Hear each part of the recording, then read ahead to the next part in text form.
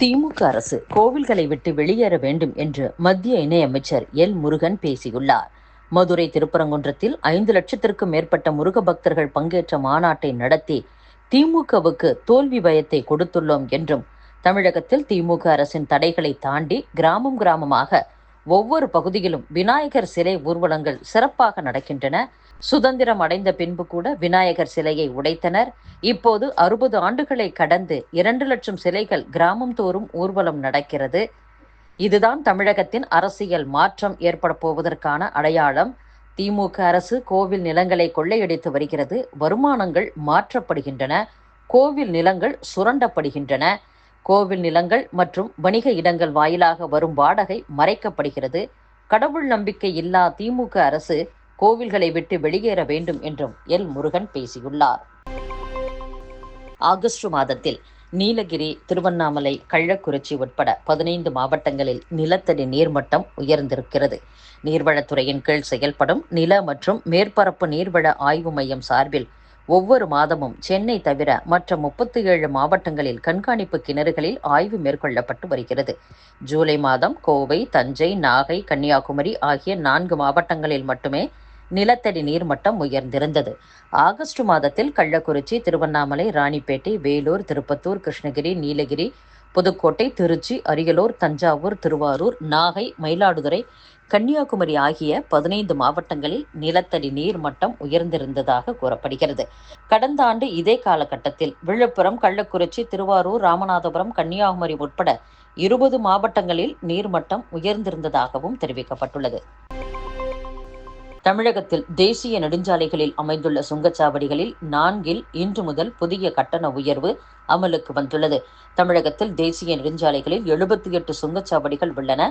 இவற்றில் ஆண்டுக்கு ஒருமுறை 5 முதல் 10% வரை கட்டணத்தை உயர்த்திக் கொள்ள மத்திய அரசு அனுமதி வழங்கியுள்ளது.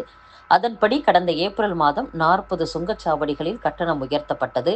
விழுப்புரம் மாவட்டம் விக்கிரவாண்டி, கள்ளக்குறிச்சி மாவட்டம் உளுந்தூர்பேட்டை, பெரம்பலூர் மாவட்டம் திருமாந்துறை மற்றும் திருச்சி மாவட்டம் சமயபுரத்தில் அமைந்துள்ள சுங்கச்சாவடிகளில் இன்று முதல் கட்டணம் உயர்த்தப்படுகிறது. கார், ஜீப் போன்றவை ஒருமுறை பயணிப்பதற்கான கட்டணத்தில் மாற்றம் இல்லை. இருமுறை பயணிப்பதற்கான கட்டணத்தில் 5 ரூபாய் உயர்த்தப்பட்டுள்ளது. மாதாந்திர கட்டணத்தில் 70 ரூபாய் உயர்த்தப்பட்டுள்ளது. பல அச்சு வாகனங்கள் ஒருமுறை பயணிக்க 15 ரூபாயும், இருமுறை பயணிக்க 20 ரூபாயும், மாதாந்திர கட்டணத்தில் 395 ரூபாயும் உயர்த்தப்பட்டுள்ளது. மீதமுள்ள சுங்கச்சாவடிகளிலும் விரைவில் கட்டணம் உயர்த்தப்பட உள்ளதாக கூறப்படுகிறது.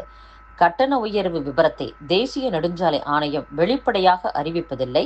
இதனால் வாகன ஓட்டிகளுக்கு எந்த சுங்கச்சாவடிகளில் கட்டணம் உயர்கிறது என்ற விபரம் தெரிவதில்லை என்றும் கூறப்படுகிறது. எனவே கட்டண உயர்வு விபரத்தை ஆணையம் வெளிப்படையாக அறிவிப்பதுடன் அதன் இணையதளத்தில் வெளியிட வேண்டும் என்பது வாகன ஓட்டிகளின் கோரிக்கையாக உள்ளது. சுங்க கட்டண உயர்வு வாகனங்கள் வைத்திருப்போரை மட்டும் பாதிப்பதில்லை. சுங்க கட்டண உயர்வை தொடர்ந்து தனியார் வாகனங்களின் வாடகை உயர்த்தப்படும். அதற்கு இணையாக அத்தியாவசிய பொருட்களின் விலைகளும் உயரக்கூடும். எனவே இன்று முதல் நடைமுறைக்கு வரும் சுங்க கட்டண உயர்வை மத்திய அரசு ரத்து செய்ய வேண்டும் என்றும் பாமக தலைவர் அன்புமணி ராமதாஸ் வலியுறுத்தியுள்ளார். சென்னை மாநகரில் இன்று முதல் டீ கடைகளில் டீ, காஃபி விலை உயர்த்தப்படுகிறது. தலைநகர் சென்னையில் 1000க்கும் அதிகமான டீ கடைகள் இயங்கி வருகின்றன. பால் விலை மற்றும் கேஸ் விலை உயர்வு உட்பட பல காரணங்களால் 2022ஆம் ஆண்டு சென்னையில் 10 ரூபாய்க்கு விற்கப்பட்ட டீயின் விலை 12 ரூபாய்க்கும், 12 ரூபாய்க்கு விற்கப்பட்ட காஃபியின் விலை 15 ரூபாய்க்கும் விற்பனையானது. இந்நிலையில் சென்னையில் 3 ஆண்டுகளுக்கு பின் இன்று முதல் டீ, காஃபி விலையை உயர்த்த டீ கடை உரிமையாளர்கள் திட்டமிட்டுள்ளனர். நேற்று வரை 12 ரூபாய்க்கு விற்கப்பட்ட டீ இன்று முதல் 3 ரூபாய் அதிகரித்து 15 ரூபாய்க்கு விற்கப்பட உள்ளது. காஃபி விலையும் 5 ரூபாய் அதிகரிக்கப்பட்டு 20 ரூபாய்க்கு விற்கப்பட உள்ளது. தமிழக அரசு பணியாளர் தேர்வாணையமான TNPSC நடத்திய ஒருங்கிணைந்த தொழில்நுட்ப பணிகளுக்கான தேர்வில் பிரதமர் மோடியின் மனதின் குரல் நிகழ்ச்சி குறித்த கேள்வி இடம்பெற்றிருந்ததாக கூறப்படுகிறது. அந்த தேர்வில் பொது அறிவு பாடத்திட்டத்தில் தமிழக அரசின் திட்டங்கள், சரக்கு மற்றும் சேவை வரி விதிப்பு, விவசாயிகள் போராட்டம், பிரதமர் மோடியின் மனதின் குரல் நிகழ்ச்சி தொடர்பான கேள்விகள் இடம்பெற்றிருந்ததாக கூறப்படுகிறது. தமிழக டிஜிபியாக இருந்த சங்கர் ஜிவால் நேற்று ஓய்வு பெற்றதை அடுத்து பொறுப்பு டிஜிபியாக நியமிக்கப்பட்ட ஜி. வெங்கட்ராமன் 33வது டிஜிபியாக பதவியேற்றார். ஓய்வு பெற்ற டிஜிபி சங்கர் ஜிவால் முறைப்படி வெங்கட்ராமனிடம் பொறுப்புகளை ஒப்படைத்தார். நாகப்பட்டினம் மாவட்டத்தைச் சேர்ந்த வெங்கட்ராமன் பொருளாதாரம், நிர்வாகம் தொடர்பான படிப்புகளை படித்துள்ளார்.